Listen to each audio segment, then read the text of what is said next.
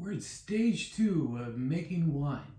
For those of you that saw my previous video, you saw me ferment wine for 1 week in this giant 5-gallon glass jar. Actually, it's a ball jar. And now we filter that out into 1-gallon glass jars with an airlock.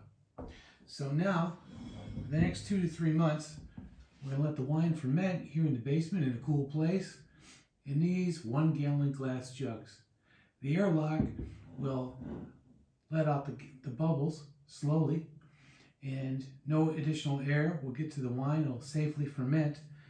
I've got 2 different jugs here, and when I filtered out the wine from the giant jug, I noticed that some of the fruit remnants were carried over. This jar here, it has way less, and this one has quite a bit more in the bottom, a little bit floating at the top. So I'm curious to see at the end of 2 to 3 months after these have fermented and we're able to drink them and I fully filter out all of the fruit, which one tastes better, which one ferments better.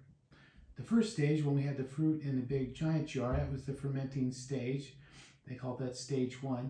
And stage 2, you put the wine in glass jars and put the airlock on top to prevent any additional air from getting to it. That's so it doesn't sour, so it doesn't turn into vinegar, which is another project that I've been working on. If you've seen any of my other videos, I've been making lots and lots of vinegar.